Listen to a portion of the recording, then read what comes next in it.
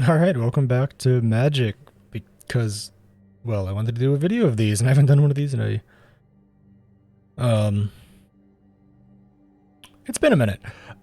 But what I want to talk about is my new, improved, not finished, but it's the best I can do with, wild card economy being what it is in Arena, my new Orzhov tokens deck, which has climbed me all the heckin' way up to Diamond 3 at this point. This deck has hard backed me. It is very, very good. This is just a quick overview of what you're going to get into it. I'm going to go more in detail after this transition cut. I'm trying to edit these videos a bit more so they're a bit more high quality. Let's see how that goes. Let's get right into it. All right, let's talk about the land base. My land base isn't great because I don't have the right cards, but the gist of the land base is here. The idea of which cards you're going to want to use. I personally say, even though Cave of the Frost Dragon isn't the best creature land, it's worth at least a copy in your deck because it is a flyer, and it does synergize well with some other cards you have, which we'll get into later. Always keep a copy of Iganjo, Seat of the Empire, if you're running white.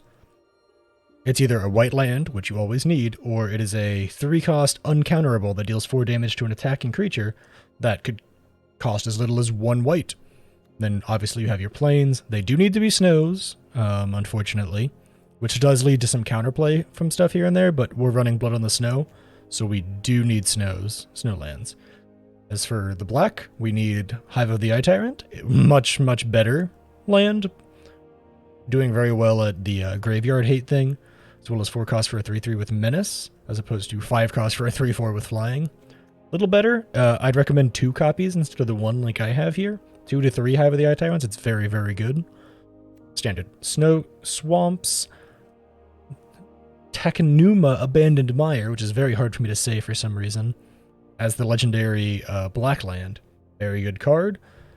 You discard the card, you mill 3 cards, and then you can turn a creature or planeswalker from your graveyard to your hand with the same asterisk that all of these legendary lands have. And it is channel, so it is uncounterable. And since we are running a couple of legendary creatures as well as a few planeswalkers in this deck, it is very useful for getting those back from the grave if you're not fighting someone who has insane graveyard hate.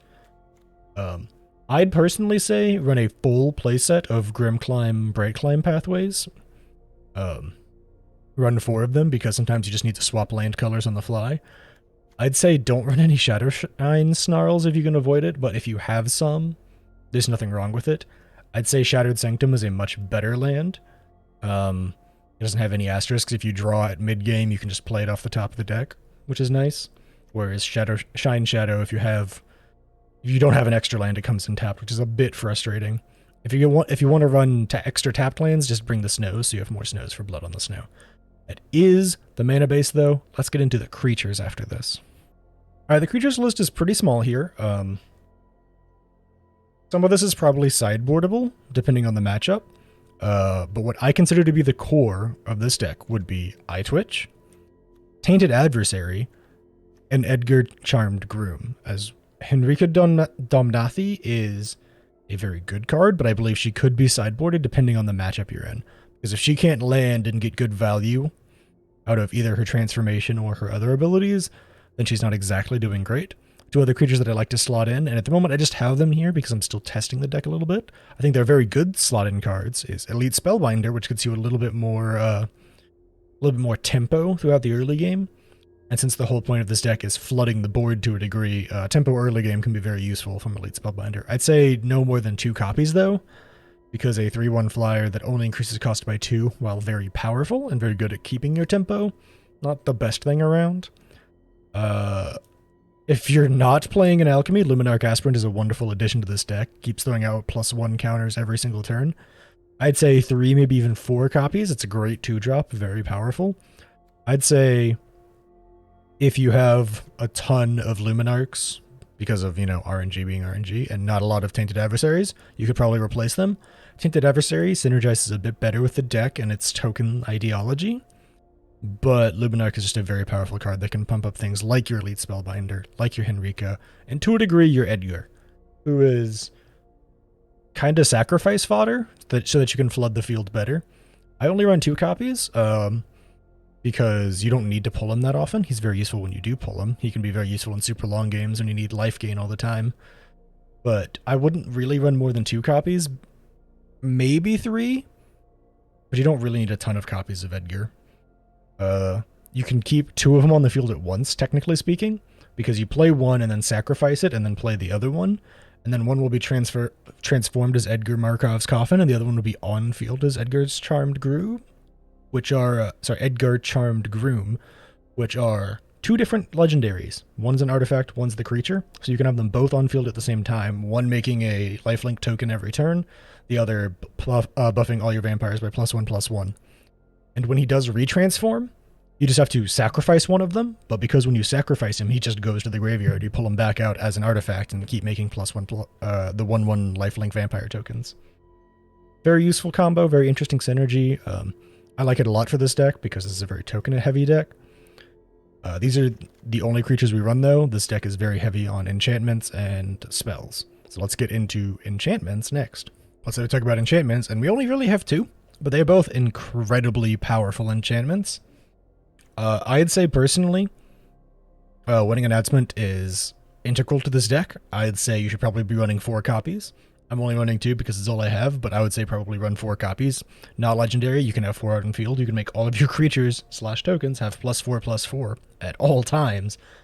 And as they're out on field, they are making tokens, and then they can help you draw cards if you're mass attacking. And then there's Meathook Massacre, which I feel like everyone knows. It's a very useful board wipe that transforms into a life generator / life drainer for your opponent. They're both just very good cards. I recommend 2 to 4 copies of each, probably 4 of Winning Announcements, 2 of Meathook. You don't need 4 full copies because we have other board wipes that we like to run. But if you're not running the other board wipes, I would up the number of Meathooks you got, even though it is a rare and expensive card. And next on the docket? Boat? I don't know. Words are hard. Is Instance. The integral ones to the deck, IMO. Vanishing Verse, Deadly Dispute, Asterisk Village Rites. Village Rites is a very useful card. It's 1 cost as opposed to 2, but it does only draw cards as opposed to draw cards and make a treasure token. The treasure token can be very useful. There's a card down here that I'm sure you see already that is very powerful when paired with Deadly Dispute because you can sacrifice treasure tokens in place of creatures. That's a whole other story. I believe that these 3 are a massive core of this deck. Vanishing Verse is kind of specific, which is why we run other removal spells besides it. However, it is a very good just general catch into a lot of the meta stuff right now. Anytime you're seeing like a Goldspan Dragon, Werewolf Pack Leader, any of the mono-colored, just huge monsters that are coming at you, Vanishing Verse is just a one-stop shop of they're gone, out of the game entirely, can't even be reanimated. Radiant the Hullbreaker Horror talks with the Corrosive. Jin-Gitaxias Asterisk, you need to play something else beforehand, but still very good into him. And Deadly Dispute is great for sacking your creatures if they're going to die in combat, or sacking tokens to just get more draw, same with Village Rites. Currently running 1 copy each of Soul Shatter and Baleful Mastery. They're pretty powerful and useful. Baleful Mastery can be really good early removal, just a 2 cost. You give your opponent card draw, but sometimes you just need to get something off the fucking field. Soul Shatter is great for a similar reason. It does run into problems if they're running like a pretty wide setup with lots of Planeswalker and lots of creatures. However, it will still get rid of what is typically the biggest threat. But those are the instances that I include in this particular deck. As for sorceries, we have a handful. This is where our other board wipes come into play. I highly recommend at least 2 copies of Blood in the Snow. I just don't have them. I've spent wild cards in other decks and other things, but Blood in the Snow is a wonderful thing because if you're playing snow lanes, it'll allow you to get stuff back that is X cost, which is depending on your snow mana spent. If you spend 6, you can get something all the way up to 6 cost back, which, don't know if you've seen this deck list, but nothing is actually 6 cost. Everything is less than that. So you actually only need 5 snow mana on the field to bring back anything and everything that you've lost, but it's still a very useful board wipe. Sorcery speed, though, so slight problems. Farewell is great for just decks that go wide. The Naya Runes deck currently Farewell is a wonderful counter into it because it exiles everything. You'll often have to sacrifice your own board state for this because this deck does run a lot of creatures, enchantments, artifacts, and playing stuff back from your graveyard. It's something that happens sometimes with Blood on the Snow. and you'll lose your Rite of Oblivions because they have flashback, but like sometimes you just need to take your opponent down a notch because you have something better held back in your hand. Playing around Farewell is something that's very hard for opponents to do. It can be a super effective tool because of that. You might want to swap out Farewell with Doomscar depending on your matchup. If you're playing best of threes, I'd probably sideboard Doomscar just because you can play for 3 cost or 5 cost as opposed to the always 6 cost of Farewell, but still. Alright, next is Bloodchief Thirst and Rite of Oblivion. They are both here to deal with planeswalkers. That's the big reason for Bloodchief Thirst. My Esper version of this deck, where it is blue, white, black, if you don't know what Esper means,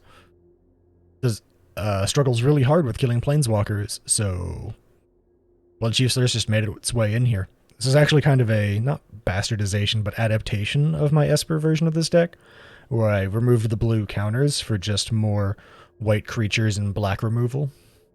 It works almost the same, honestly, and I enjoy it quite a bit. Rite of Oblivion is very powerful. I'd probably run 4 copies, personally.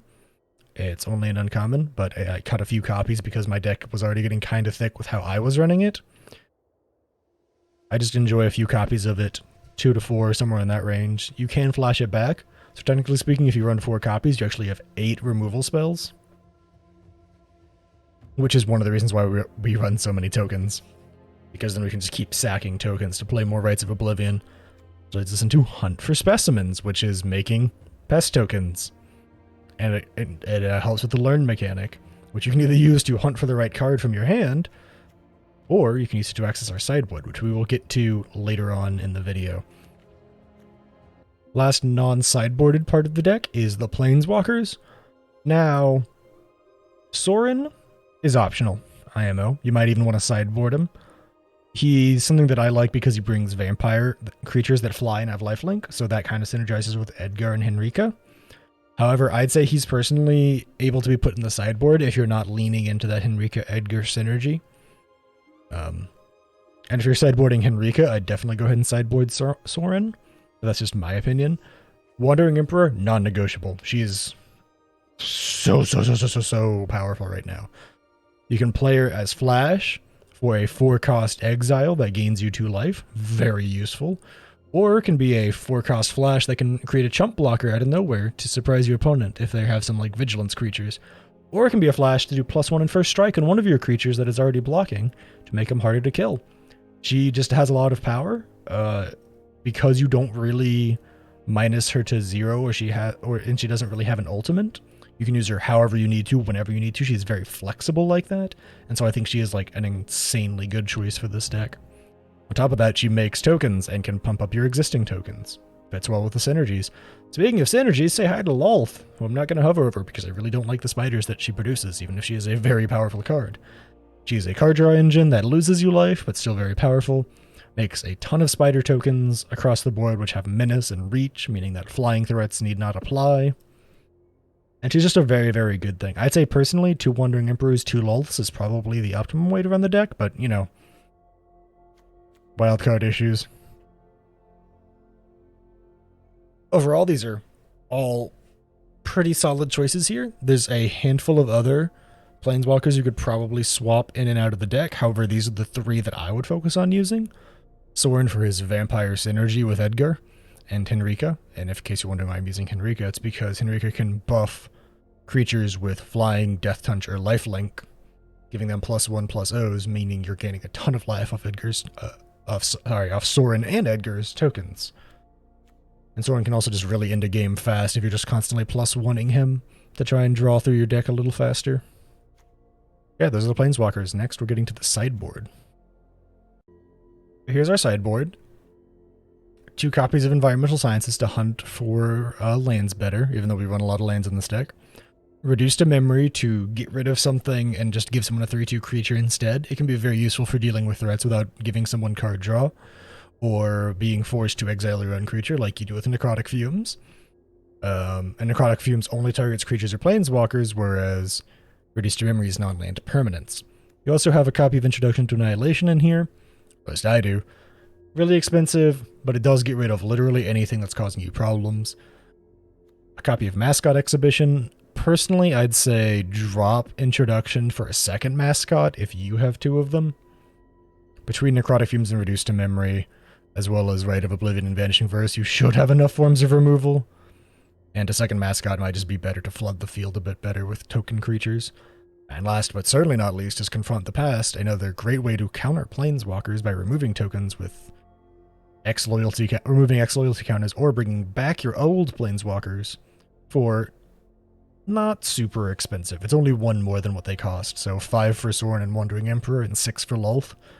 You don't have a ton of insanely expensive 6 and 7 drops in this deck. It's really just Farewell, Blood on the Snow, and Mascot Exhibition, so playing it for all the way up at 6 isn't really the end of the world.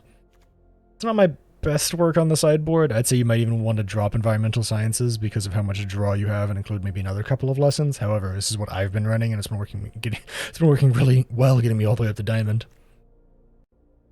And that's the whole deck. It's a bit janky.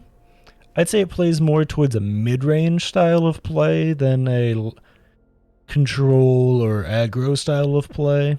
Maybe on the tempo side of things. I'm not very good at describing how my decks play. I'd say it's pretty mid-rangey though, because of your ability to, throughout the middle game, flood the field with tokens. And early game, just you operate controlling to some degree with stuff like Chief's Thirst, Rite of Oblivion, Vanishing Verse, Meathook, Blood Farewell.